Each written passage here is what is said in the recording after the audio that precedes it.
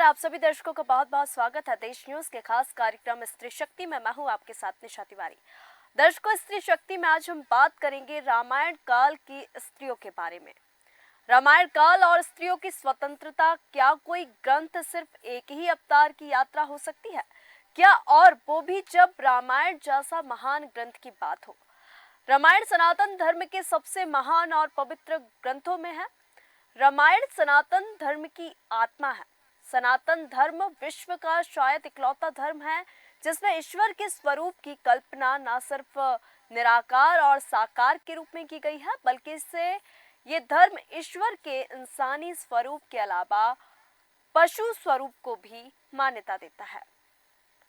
शुद्ध सनातन धर्म में ईश्वर निराकार भी हैं, साकार भी हैं, पशु और पक्षी रूप में भी हैं और पुरुष और नारी के रूप में भी हैं। ईश्वर के निराकार रूप के परमात्मा और ब्रह्म कहकर आराधना की गई है। आपको बता दें तो भगवान गणेश, गरुड़, मत्स्य, कूर्म, 12 आदि अवतार लेकर भी ईश्वर यहाँ पे प्रकट हुए हैं। इसी प्रकार ईश्वर का साकार रूप पुरुष और नारी दोनों के ही रूपों में प्रकट होता है। प्रकृति और पुरुष दोनों के मिलने से ही संसार चलता है। कहीं ईश्वर को परम पुरुष के रूप में देखा गया तो कहीं अद्या नारी शक्ति के रूप में देखा गया।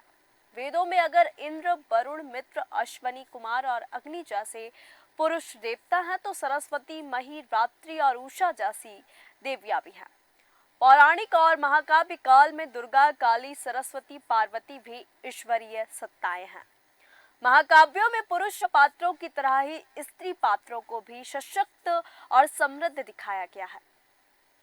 नारी पात्र भी धर्म की स्थापना और मर्यादा की रक्षा उसी प्रकार संघर्ष करती हैं जिस प्रकार से पुरुष करते हैं। महाभारत में कुंती, गांधारी, सत्यवती जैसी महान नारियां रहीं जिनके आत्मबल और सशक्त विचारों पर पूरा महाभारत जो था वो केंद्रित था। महाभारत में कई जगह व्यास और कुंती युधिष्ठिर को द्रौपदी की सलाह पर चलने के लिए आदेश देते हैं। रामायण में भी कई सशक्त नारी पात्र हैं, जैसे कि माता सीता, बलि की पत्नी तारा, मंदोदरी, केकई, शूर्पणखा आदि खुद अपने निर्णय लेने में सक्षम हैं। रामायण में वो कहीं भी कमजोर पात्र के रूप में हमको नहीं देखने को मिली। दरअसल पूरी रामायण ही नारी के पात्रों के इर्द गिर्द घूमती है।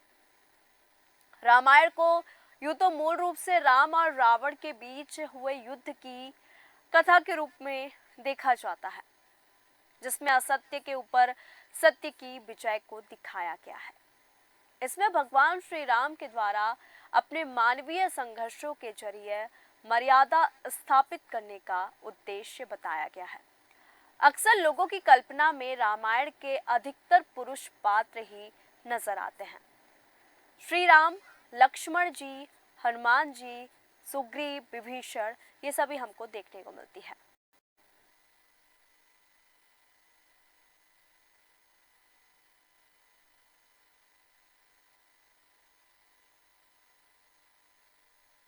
सिर्फ श्री राम के पुरुष भक्तों की मुक्ति और भक्ति की ही कहानी नहीं। वाल्मीकि रामायण के अनुसार रामायण का अर्थ होता है राम की यात्रा, लेकिन वाल्मीकि रामायण के अनुसार राम की इस यात्रा की कथा लिखने का उद्देश्य सिर्फ राम के चरित्र का बखान करना मात्र नहीं है, बल्कि स्वयं वाल्मीकि रामायण के अनुसार इसके मूल उद्देश्य में ही नारियों में सबसे महान यानी कि माता सीता है। वाल्मीकि रामायण लिखने के पीछे वाल्मीकि की प्रेरणा ही ये थी कि जिस रावण ने माता सीता का अपहरण कर उनके चरित्र पर दाग लगाने की कोशिश की थी, उस रावण का कैसे राम ने वध किया। दूसरा, कैसे रामायण लिखकर माता सीता के चरित्र पर जो कलंक लगाने का प्रयास किया गया था, उस कलंक को खत्म कर उनकी महानता को स्थापित करना। माता सीता और श्री राम के बीच का संबंध न केवल प्रेम पर आधारित था, बल्कि उसमें बराबरी और एक दूसरे के प्रति सम्मान का भाव भी है। माता सीता नारी सम्मान के प्रति हमेशा सचेत रही। वाल्मीकि रामायण में माता सीता श्री राम के पीछे पीछे घूंघट में चलने वाली सामान्य स्त्री नहीं है, बल्कि वो श्री राम के आगे आगे चलती हैं। माता सीता न केवल श्री राम की आदर्श पत्नी थी, बल्कि वो श्री राम की मंत्री भी थी। वो बराबरी के साथ अपना पक्ष श्री राम के सामने रखती थी। श्री राम की कोई बात उन्हें अगर गलत लगती है तो वो भी श्री राम का प्रतिरोध करने से नहीं चूकती थी। वाल्मीकि रामायण में प्रसंग है कि श्री राम दंडकारण्य में प्रवेश करने से पहले ऋषि सुतीक्ष्ण के आश्रम में जाते हैं। ऋषि सुतीक्ष्ण उन्हें राक्षसों के द्वारा ऋषियों की हत्या करने की बात बताते हैं। तब श्री राम राक्षसों के संहार की प्रतीक्षा कर लेते हैं। जब श्री राम रावण का वध कर देते हैं और माता सीता उनके समक्ष जब लाई जाती हैं, तो श्री राम उनसे कटु वचन बोलते हैं और माता सीता को अग्नि परीक्षा के द्वारा अपनी शुद्धता का प्रमाण देने के लिए बोलते हैं। तब भी माता सीता अपने सशक्त व्यक्तित्व का परिचय देते हुए श्री राम का विरोध करती हैं और कहती हैं, हे श्री राम, आप इस तरह के कटु वचन क्यों बोल रहे हैं जो मेरे कानों को अप्रिय लग रहे हैं। आप उसी प्रकार बोल रहे हैं जैसे कोई सामान्य पति अपनी पत्नी से बात करता है। मैं वो नहीं हूँ जिस प्रकार आप मुझे समझ रहे हैं। मुझ पर विश्वास कीजिए, मैं अपने चरित्र की शुद्धता के लिए आपकी कसम खाती हूँ। कुछ चरित्रहीन स्त्रियों के आचरण को प्रमाण मानकर आप समूची स्त्री जाति के चरित्र पर संदेह कर रहे हैं। आप ऐसा मत कीजिए, आप संदेह का त्याग कीजिए। आपने तो मेरा चरित्र पहले ही देख रखा है। माता सीता श्री राम से न केवल बराबरी का संबंध रखती थी, बल्कि वो श्री राम की ईश्वरीय सत्ता को भी जानने वाले में प्रथम है। वो श्री राम की अनन्य भक्त भी हैं।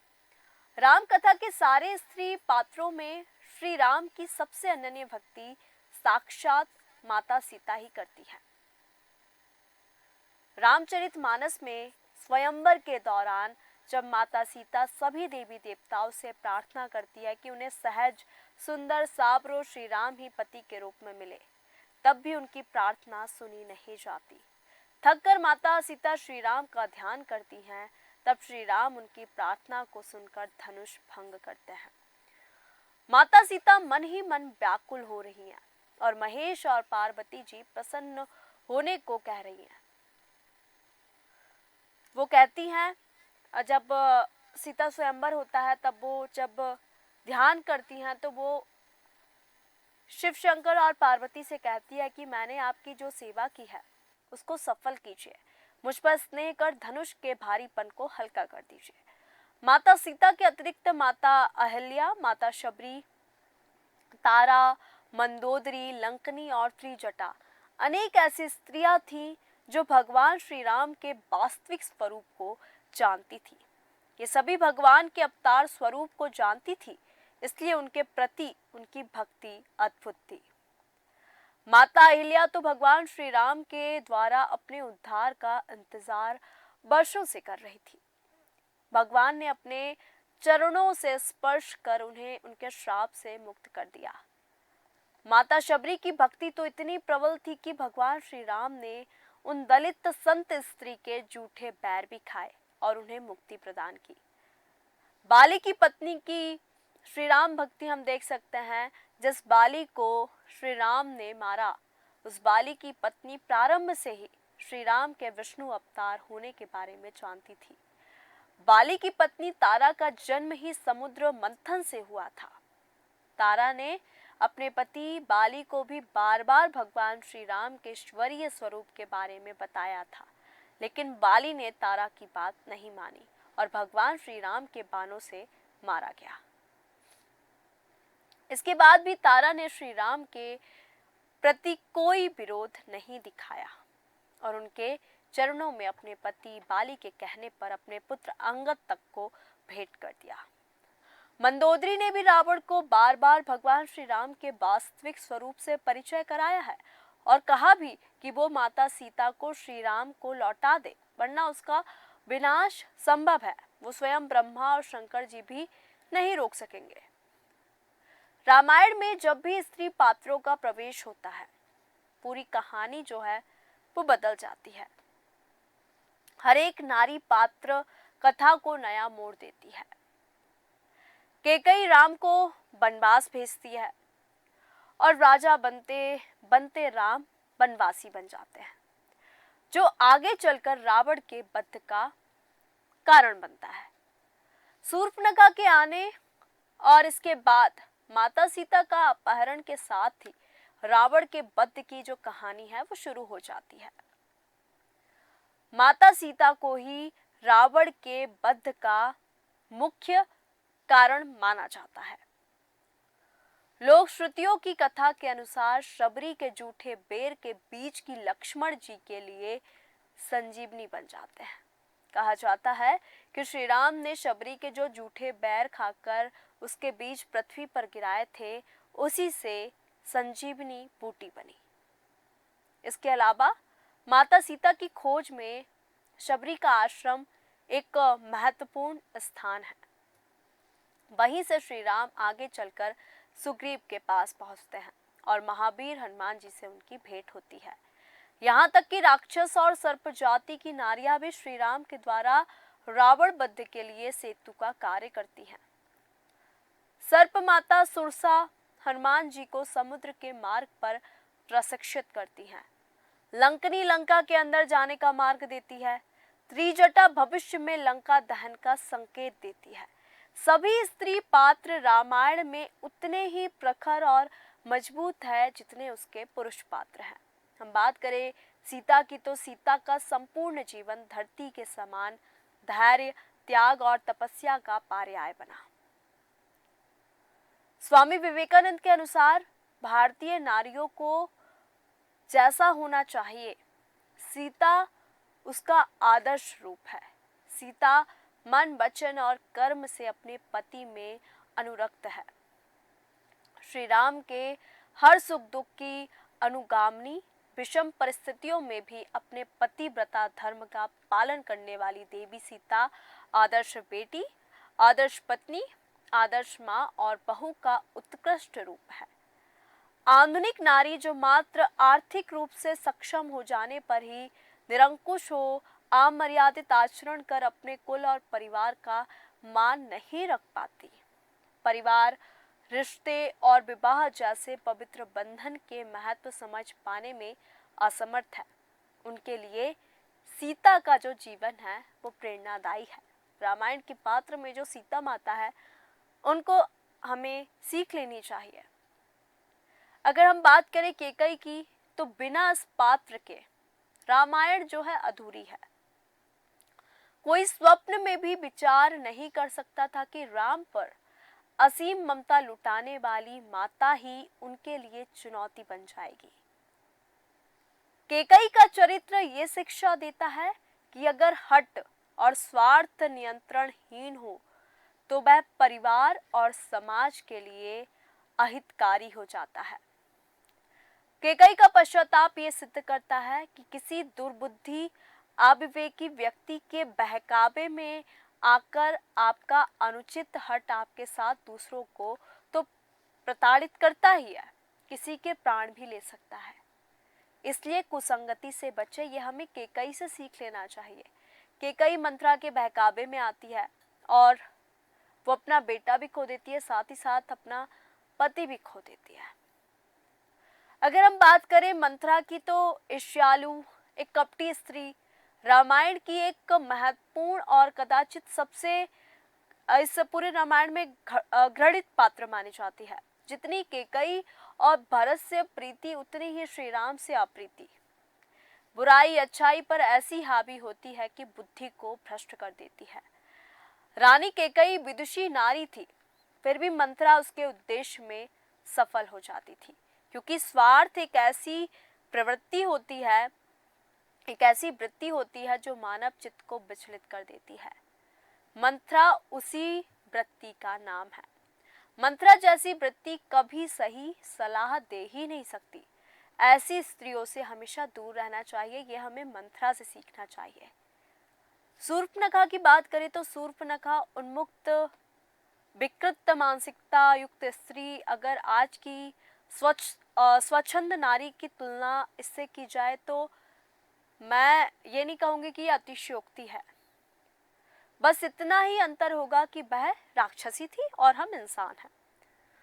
ऐसी स्त्री जो एक पुरुष से अस्वीकृत होकर दूसरे के पास जाती है और अपनी नाक कटवा बैठती है, इस विचार को पुष्ट करती है कि सदाचारी पुरुष और सभ्य समाज कभी ऐसी स्त्री का सम्मान नहीं करता है। नाक को सम्मान का प्रतीक माना जाता है। वह नाक कटवाकर समाज में चरित्रहीन कहलाती है। शूर्पणखा ने निरंतर अपने भयावह व्यक्तित्व को बरकरार रखा, जो हमें आज भी निरंकुश लज्जाहीन नारियों में देखने को मिल जाता है। जबकि सीता ने भक्ति, त्याग और पतिव्रता गुणों के कारण अपनी पूजनीय स्थिति यथावत रखी। मंदोदरी की बात करें तो मंदोदरी रूपमती विदुषी नारी जो रावण को भी सलाह देती थी। सीता हरण पश्चात भी उसने रावण को कई बार समझाया कि श्री राम से पंगे मत लीजिए, उनसे जो दुश्मनी है वो ठीक नहीं है, वह चाहे तो अभी काल की दिशा को मोड़ सकते हैं, लंका और नगरवासियों की महाविनाश से रक्षा कर सकते हैं। परंतु अहंकारी रावण बात ना मानकर संपूर्ण राक्षस कुल के विनाश का कारण बन जाता है। मंदोदरी की ही भक्ति हर पत्नी का ये धर्म होना चाहिए कि वह पति को कुमार्ग से सद्मार्ग पर लाकर पत्नी धर्म निभाए, और पति को भी पत्नी से परामर्श अवश्य लेना चाहिए, क्योंकि पत्नी से उत्तम कोई मित्र नहीं हो सकता। ये सीख हमें मंदोदरी से लेनी चाहिए। रामायण संपूर्ण मानवता की ऐसी अद्भुत सांस्कृतिक धरोहर है जिससे प्रेरणा लेकर हम भी आदर्श समाज को स्थापित कर सकते हैं। समाज जब एकजुट होता है तो कितनी भी बड़ी बुराई क्यों ना हो, उसे झुकना पड़ेगा ही। अगर सीधे शब्दों में कहा जाए तो संगठन में ही शक्ति है। भारत के किसी भी कालखंड पर दृष्टि डालिए, प्रत्येक पृष्ठ पर किसी न किसी महान स्त्री की वीरता, उनकी पवित्रता दृष्टिगत होती है। स्वामी विवेकानंद के शब्दों में ही स्त्री में ऐसे कई श्रेष्ठ गुण होते हैं जो पुरुष को अपना लेना चाहिए। प्रेम, सेवा, उदारता, समर्पण और क्षमा की भावना, और यही समस्त गुण दिशाहीन समाज को भी सही मार्ग पर लाने का सामर्थ्य रखते हैं। रामायण की एक और विशेषता यह है कि इसमें वर्णित सभी नारी पात्र, चाहे वह मानव हो या दानव हो या राक्षस हो, उनका जो चरित्र है वो हमको देखने को मिला। रामायण में राम की भांति ही नारी भूमिका की समस्त पात्रों का मर्यादाशील आचरण जो है हमको देखने को मिलता है, जो वर्तमान की उन्मुक्त, भ्रमित, आधुनिक नारी और दिशाहीन समाज को भारतीय संस्कृति और सभ्यता से परिचित करवाता है। रामायण युगीन नारी की विशिष्टता यह है कि उनके अंत कारण में आर्यवर्त की संस्कृति के प्रति अगाध श्रद्धा है। वह समयानुसार अपनी श्रेष्ठता सिद्ध करने के साथ ही रामायण की कथा को अपने दायित्व अनुसार आदर्श रूप में सुशोभित करती है। रामायण की प्रत्येक महिला पात्र नारी गुणधर्म की सकारात्मक व नकारात्मक मनोदशा को अपने चारित्र्य अनुसार प्रकट करती है, जिसमें सबसे प्रमुख पात्र सीता, कैकेयी, मंथरा, शूर्पणखा और मंदोदरी अगर ना होती तो रामायण का स्वरूप ही भिन्न होता। तुलसी रामायण और वाल्मीकि रामायण में इन 5 नारियों की जो भूमिका है वो वाकई में महत्वपूर्ण हमें देखने को मिलती है। रामायण की ये जो महिलाएं जिनका आज हमने जिक्र किया, ये आदर्श महिलाएं जो हैं, ये नारियां जो हैं, जो आज भी पूजनीय हैं, क्योंकि इन औरतों ने रामायण को बदल दिया। रामायण में हम स्त्रियों की भक्ति और संघर्ष गाथा को देख सकते हैं, क्योंकि यहाँ पे विशेष तौर से महिलाओं को महत्व दिया गया। रामायण के महिला पात्रों से हमें आज की नारियों को क्या सीख लेनी चाहिए, ये भी हमने देखा, क्योंकि रामायण काल और स्त्रियों की स्वतंत्रता, ये सब हमको रामायण में देखने को मिलती है। दर्शकों, आज के खास कार्यक्रम स्त्री शक्ति में फिलहाल इतना ही। बने रहिए देश न्यूज के साथ। नमस्कार।